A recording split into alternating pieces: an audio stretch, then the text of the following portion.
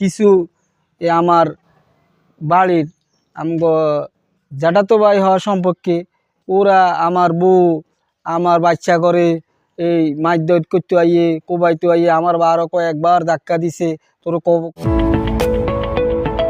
বন্ধুরা, আমি সোহাগ সবাইকে স্বাগতম জানাচ্ছি।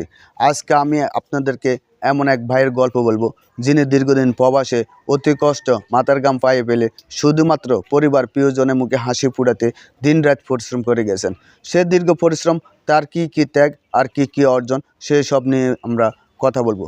চলুন কথা না বাইরে ভাইয়ের কাছে বিস্তারিত জেনে নেই। আমার নাম আব্দুল সোবান, গ্রাম নাসিরপুর, থানা কচুয়া, জেলা চাঁদপুর। প্রবাসে আমি সৌদি আরব প্রথমে যাওয়ার পরে ফ্রি ভিসা যাওয়ার পরে কাজকর্ম মিলাইতে পারতেছি না। এইখানে দৌড়াই ওইখানে দৌড়াই, এখানে 2 দিন কাজ করার পর ওইখানে বলে যে এখানে লোক লাগবে না। এই বিভিন্ন ধরনের কষ্ট স্বীকার কইরা 3.5 বছর 4 বছর কাটাইলাম। 2017 সালে গেছি সৌদি আরবে। এইবার 3.5 বছর এভাবে দুঃখে সুখে দিনগুলা কাটাইছি। কাটার পরে দিয়ে 3.5 বছরে ছুটিতে আইছি 6 মাস থাকার পরে দিয়ে আবার সৌদি আরব গেছি। যাওয়ার পরে দিয়ে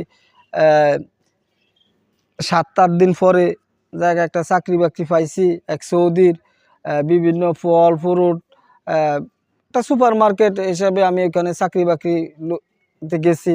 যাক মোটামুটি এখন আমি কফিলও ভালো, সৌদি মোটামুটি ভালো, মাসের বেতন দিয়ে দেয়, ফ্যামিলি বউ বাচ্চা সুখে শান্তিতে এখন মোটামুটিতে আমি আছি। টাকা পয়সা দেই, বউ বাচ্চা মা সুখে শান্তিতে থাকবো, কিন্তু আমাদের পারিবারিক সম্পদ নিয়ে কিছু আমার বাড়ির আমগো জ্যাঠাতো ভাই হওয়া সম্পর্কে ওরা আমার বউ আমার বাচ্চা করে এই মাছ দৈত করতে আইয়ে কোবাইতে আইয়ে আমার আরও কয়েকবার ধাক্কা দিছে তোর কবর দিয়া লাইম এই করুম। তা আমরা এই প্রবাসে থাকি, এত কষ্ট করি, কামাই রোজগার করি, দেশে বাড়িতে বউ বাচ্চা মা বাপ সুখে শান্তিতে থাকবো, কিন্তু সুখে শান্তিতে আমরা রাখতে পারছি না আমাদের বাড়িরে। এই আমাদের জ্যাঠাতো ভাই বাবুল কামাল জামাল তাদের পরিবারে বিভিন্ন রকমের উশৃঙ্খলা ভাষা আমাদের দেশবাসী সবাই জানে। সুখে শান্তিতে ফ্যামিলি চলবো, বাচ্চারা লেখাপড়া করব, মা বাপ সুখে বৃদ্ধ অবস্থা হয়ে গেছে কি মা বাপ সুখে শান্তিতে টাকা পয়সা দিও, মা বাপ খাইবো, সুখে শান্তিতে থাকবো, কিন্তু সুখে শান্তিতে আমরা থাকতে পারছি না।